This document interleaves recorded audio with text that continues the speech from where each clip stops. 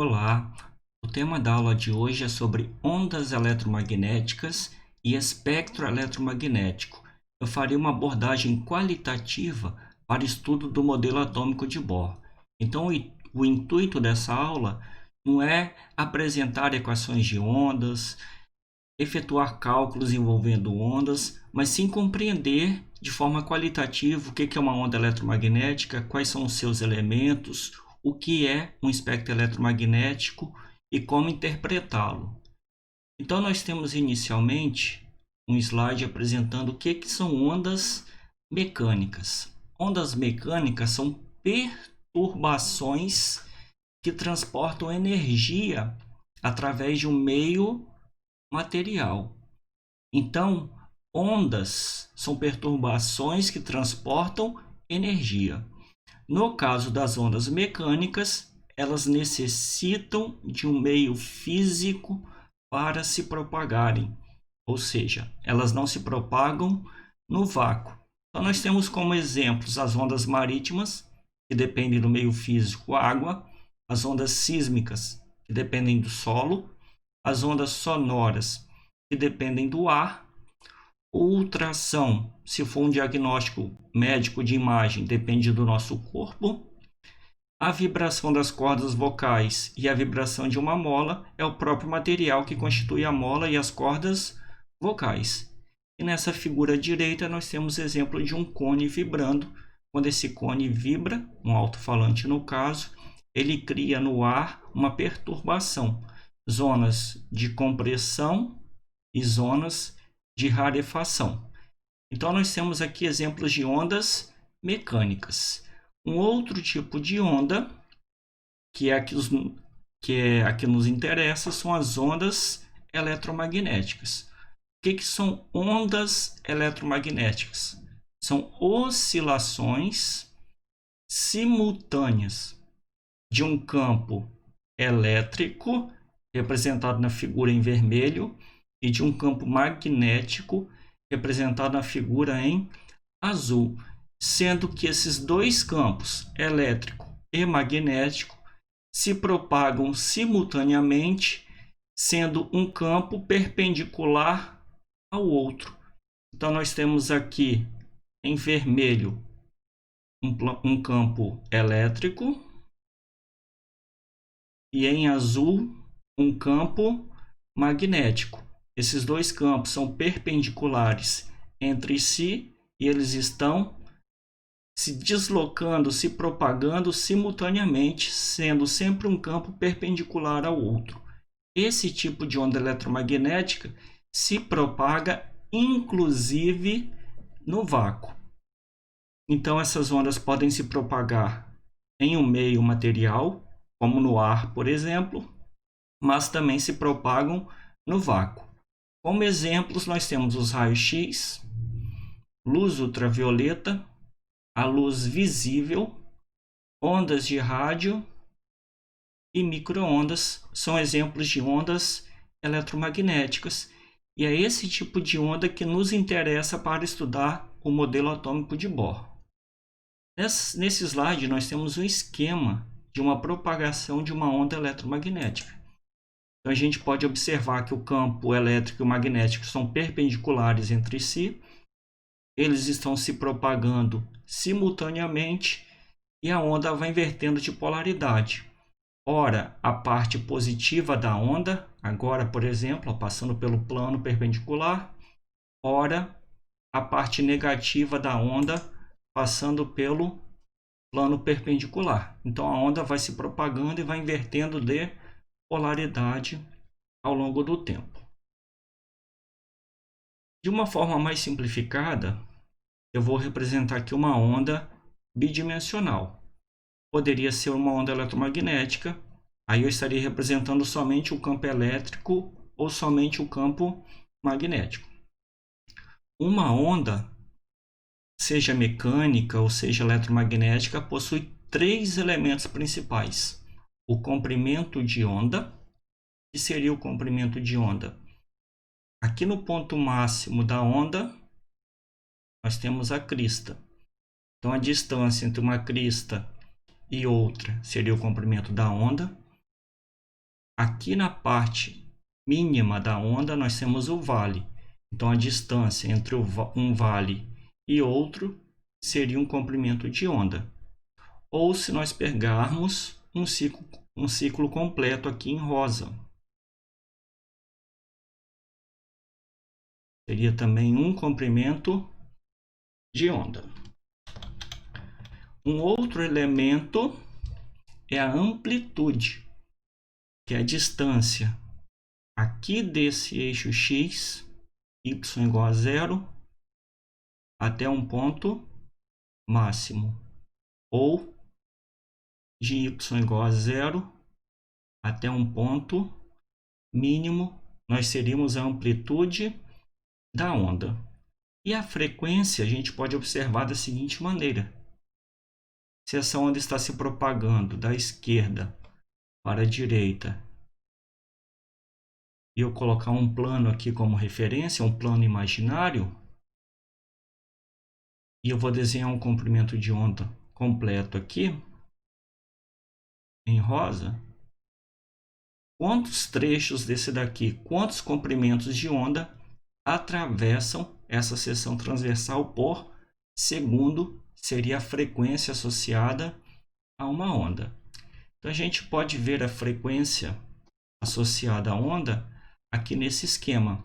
No eixo X, nós temos um tempo de 1 segundo, então tempo em segundo, início 0, fim 1. Nós temos um comprimento de onda, então a frequência é de 1 Hz. Um comprimento de onda em 1 segundo. E aí nós temos essa animação aqui, em que a frequência vai aumentando. O tempo vai continuar 1 segundo, de 0 até 1. E observe o que acontece com essa onda. Frequência lá, 3, 4, 5 Hz. Então, se nós observarmos aqui, nós temos 5 comprimentos de onda em um intervalo de 1 segundo. Então, a frequência dessa onda é 5 Hz. Eu não vou conseguir marcar aqui, porque se eu colocar a canetinha da mesa digitalizadora sobre a figura, ela volta por ponto zero. Nós temos aqui à direita duas equações. Uma que relaciona a velocidade de propagação da onda, o comprimento de onda lambda e a frequência da onda, que é dado por f. A velocidade de propagação da onda no vácuo eu posso chamar de c, que é igual a 300 mil quilômetros por segundo. E a velocidade de propagação da onda no ar é praticamente o mesmo valor. Então, se a velocidade de propagação da onda em um meio ela é constante, o comprimento de onda vezes a frequência vai ter que dar a velocidade. Então, quanto menor o comprimento de onda, maior será a frequência. Então, comprimento de onda e frequência são grandezas inversamente proporcionais. Então, observe o que vai acontecendo nessa animação.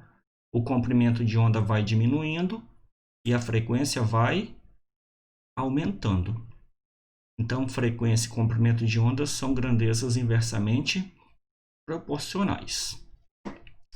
E aqui nessa equação 2, a energia associada à onda é igual a H, que é a constante de Planck, que vale 6,63 vezes 10 a menos 34 joules por segundo, vezes a frequência.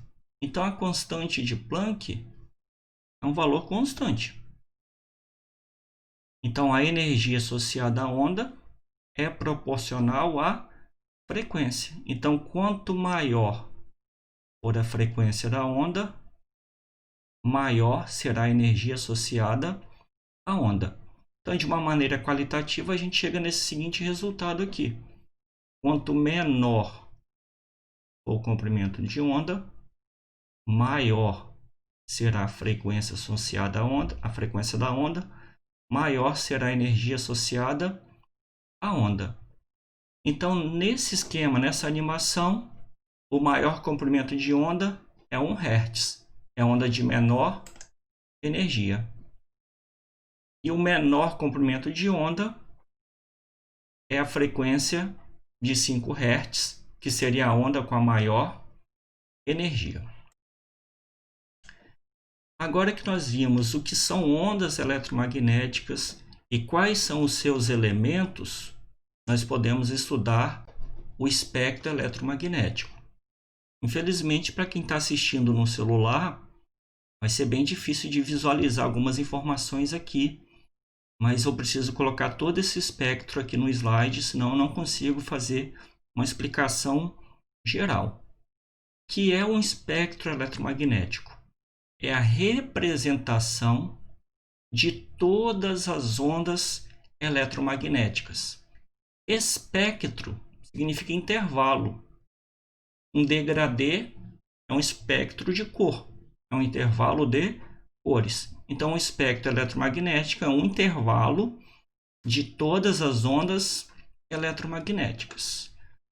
O espectro eletromagnético ele é único, ele é um só, no entanto, didaticamente dividido em partes.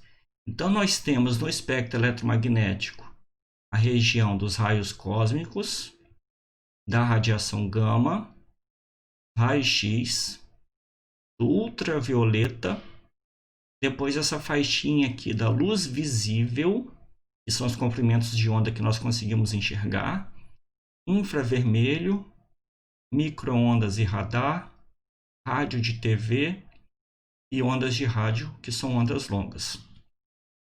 Lendo o espectro eletromagnético da esquerda para a direita, nós teremos a seguinte situação.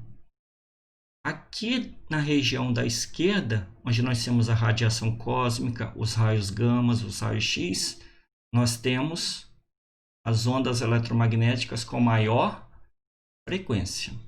Então, aqui à esquerda nós temos o menor comprimento de onda.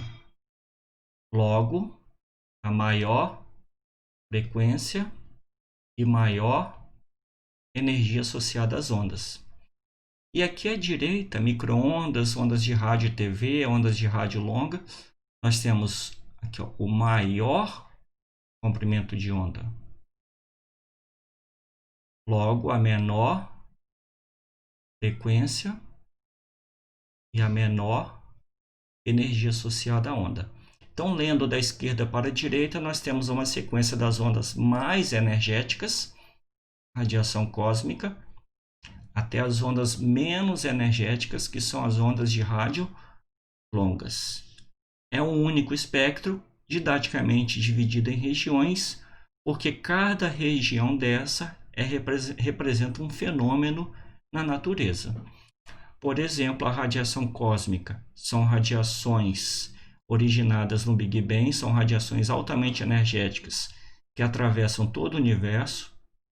A radiação gama tem origem em processos nucleares e o raio-x são raios gerados por equipamentos médicos. Esses três tipos de onda, radiação cósmica, radiação gama e raio-x, são ondas altamente energéticas com alta capacidade de penetração. Depois nós temos o ultravioleta, visível, que são os comprimentos de onda que nós conseguimos enxergar. Então, de todo esse espectro eletromagnético, de todas essas ondas, somente essa faixinha aqui, que é a região do visível, nós conseguimos enxergar.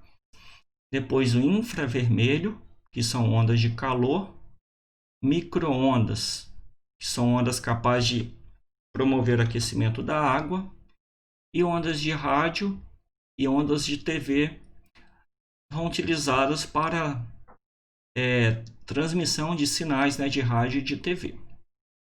Então aqui nós temos o espectro eletromagnético completo. De todo esse espectro, somente a região do visível nós conseguimos enxergar.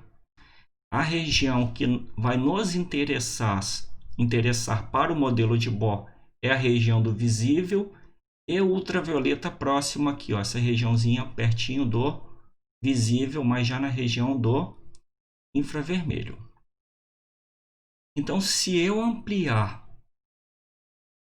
esse espectro eletromagnético, se eu ampliar essa região do visível, nós teremos esse slide aqui.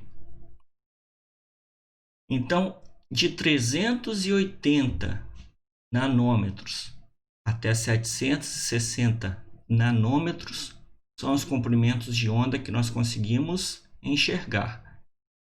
Em outras literaturas, vocês podem encontrar valores um pouquinho diferentes, talvez de 400 até 700. Isso aqui varia um pouquinho de uma literatura para outra.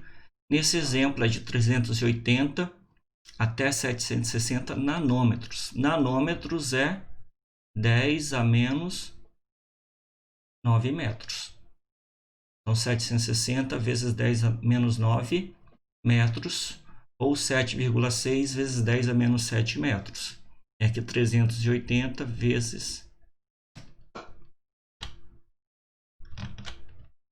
10 a menos 9 metros seria o comprimento dessas ondas. Então, observe, nós temos as cores do arco-íris aqui na região vermelha, na região colorida. Só que, didaticamente, o arco-íris é dividido em 7 cores.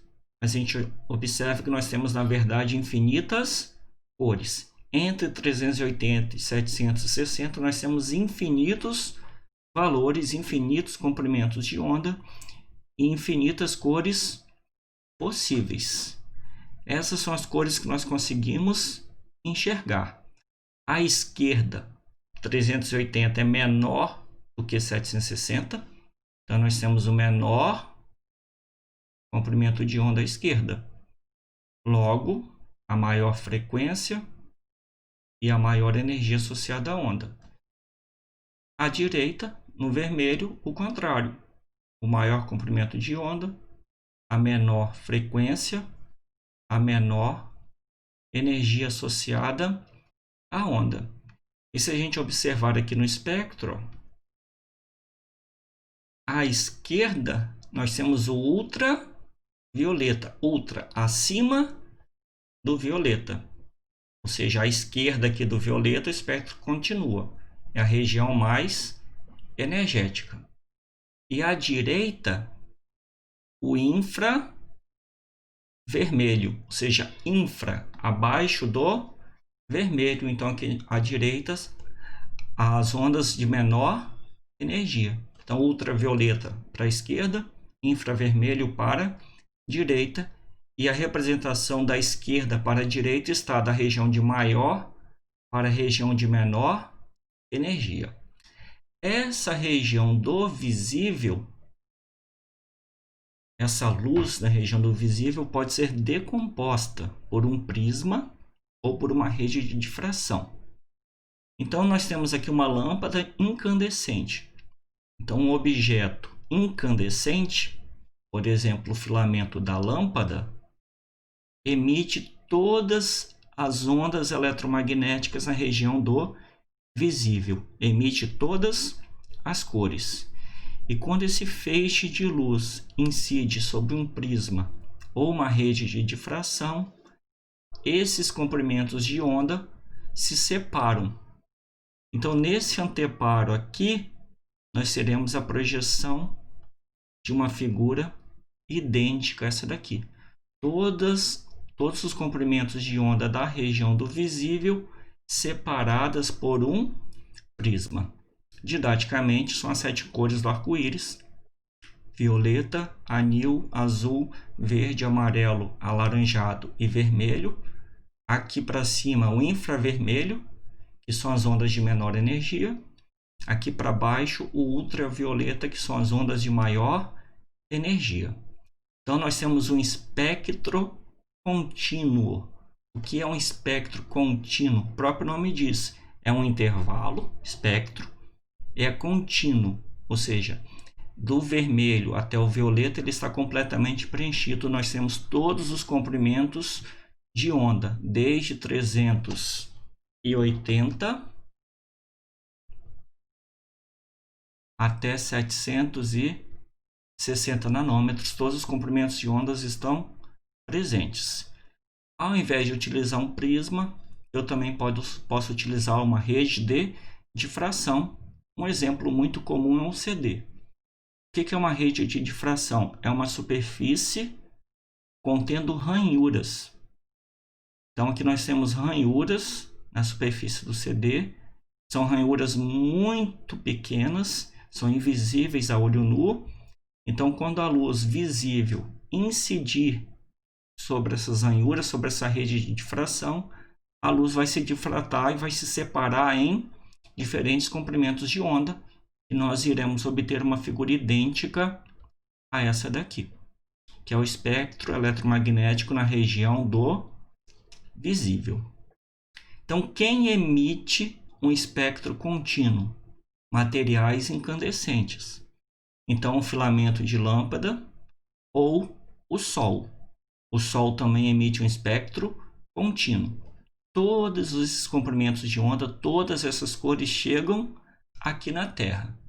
O que acontece é que vai ter uma pequena diferença, que quando esses raios chegam até a atmosfera, os gases que estão presentes na atmosfera vão absorver alguns comprimentos de onda. Então nós podemos ter algumas raias, algumas pequenas falhas no espectro do Sol. Não do que sai, mas do que chega aqui na Terra, porque alguns comprimentos de onda são filtrados pela atmosfera. Então aqui nós temos um exemplo de 3 ondas. Verde, 530 nanômetros. Amarela, comprimento de onda 580 nanômetros. E vermelha, comprimento de onda 700 nanômetros. Na figura, as 3 ondas partem do mesmo ponto. Quem tem menor comprimento de onda é a verde, daqui até aqui. Quem tem maior comprimento de onda? A vermelha. Vai daqui até aqui. Então a verde tem o menor comprimento de onda. Se tem o menor comprimento de onda, a verde